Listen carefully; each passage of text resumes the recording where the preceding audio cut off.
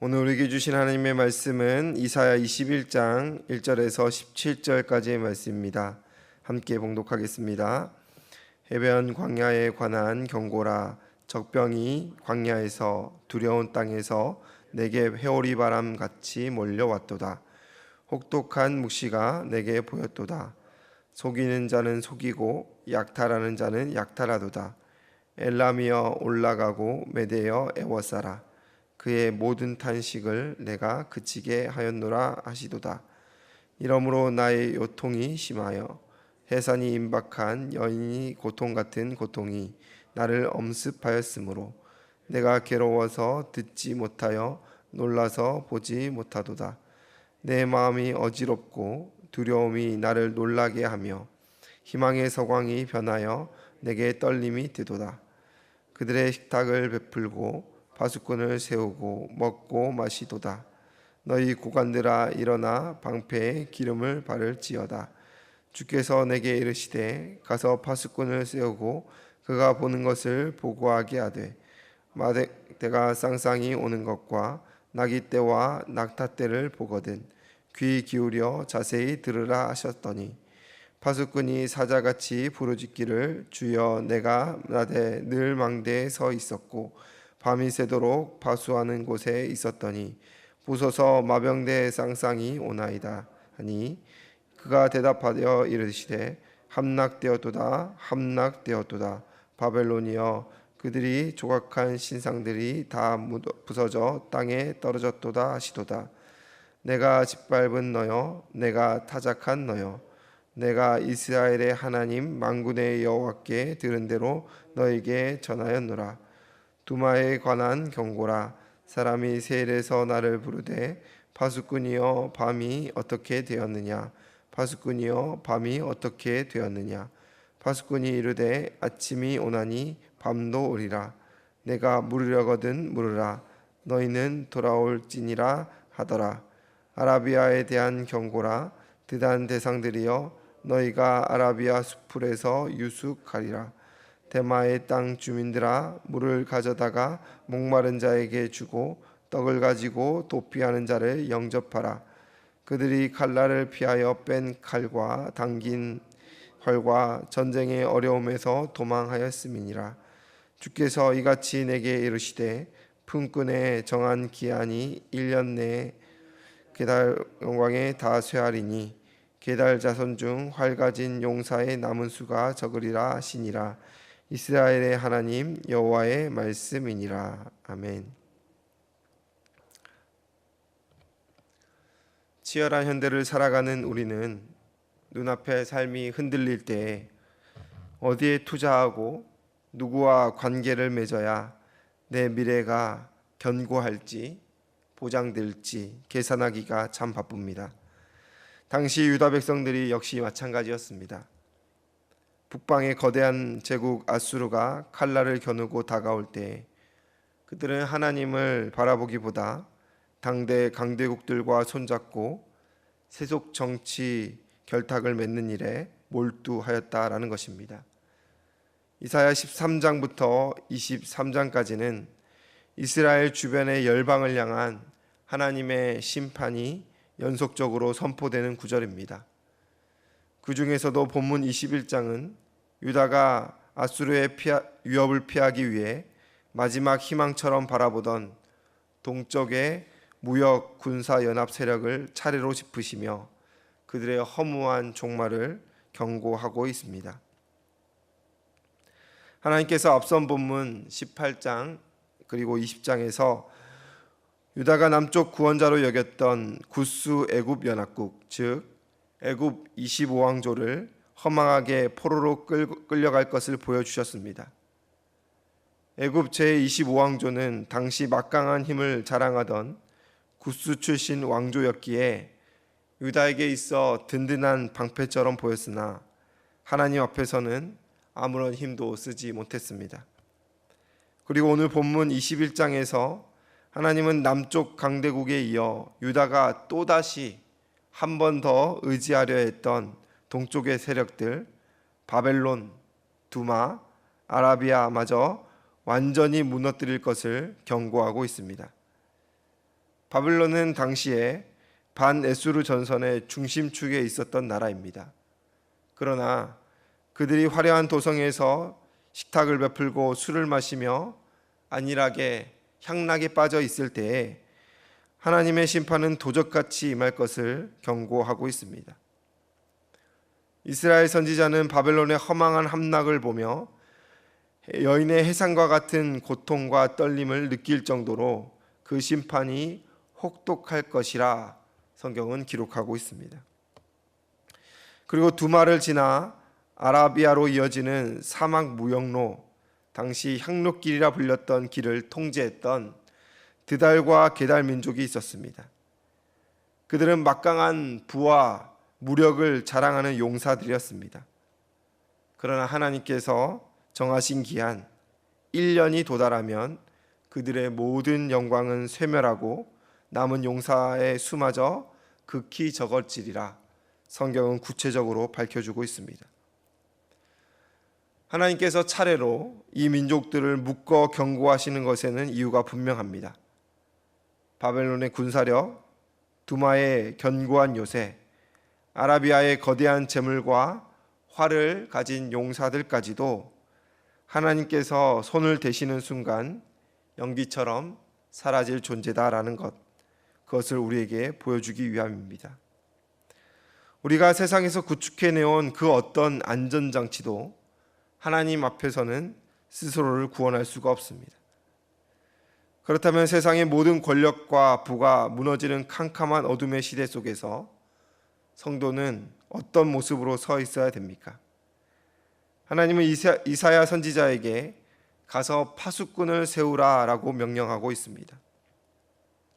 본문에서 파수꾼은 1차적으로 하나님의 계시와 경고를 받아 세상에 즐겁고 먹고 마실 때에 홀로 깨어서 하나님의 나라, 종말의 소식을 전하는 이사야 선지자 자신을 가리키고 있습니다. 또 밤새 망대에 서서 적의 침입과 아침이 오는 순간을 파수하는 파수꾼처럼 영적으로 어두운 시대에 그 흐름을 분별하고 하나님의 때를 기억하는 거룩한 사명자, 성도를 지칭하는 것으로 볼 수 있습니다.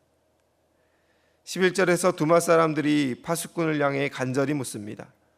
파수꾼이여, 밤이 어떻게 되었느냐? 밤이 어떻게 되었느냐? 칠흑 같은 고통과 절망의 밤을 지나는 이들에게 파수꾼은 이렇게 대답합니다. 아침이 오나니 밤도 오리라. 내가 물으려거든 물으라. 너희는 돌아올지니라.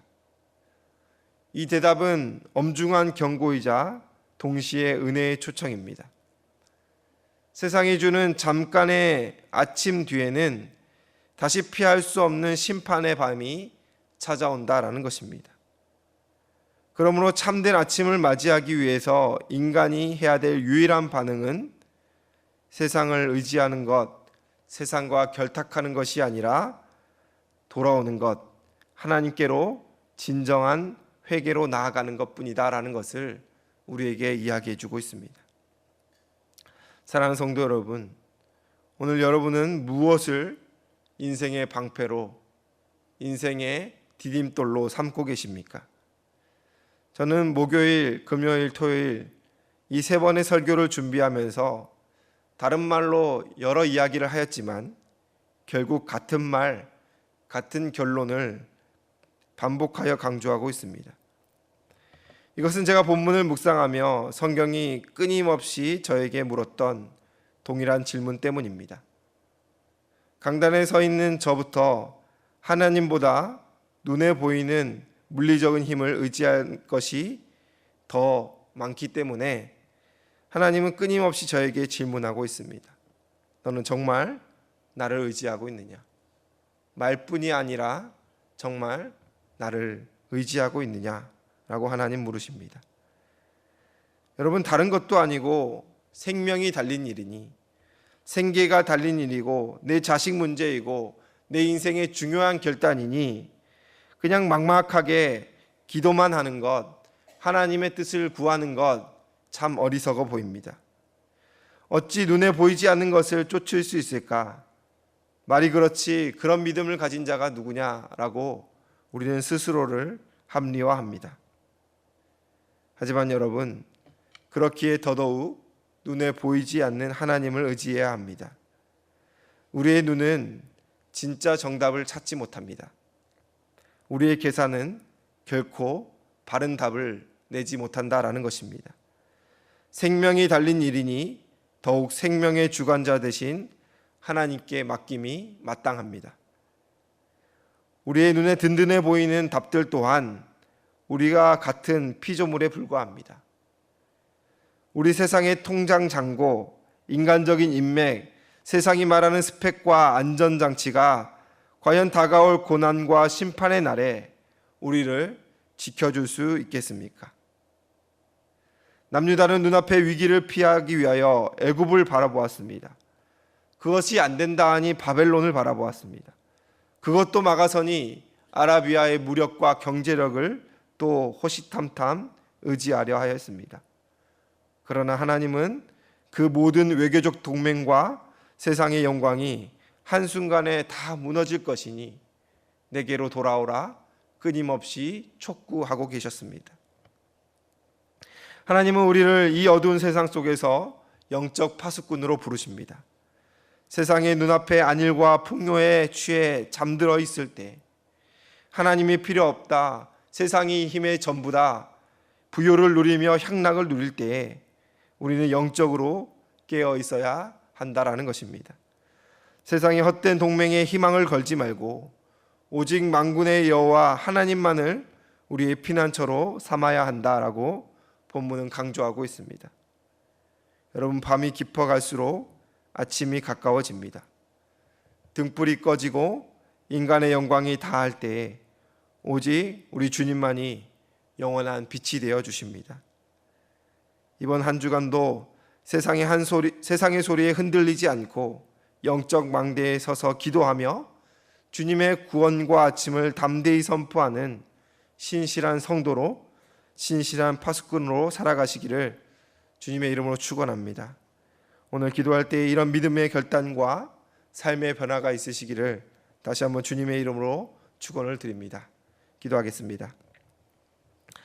사랑과 은혜가 풍성하신 하나님 아버지, 반복하고 끊임없이 우리에게 말씀하여 주시고 경고하고 또 타이르시고 돌이키시려 말씀하시는 하나님의 마음을 우리가 보기 원합니다.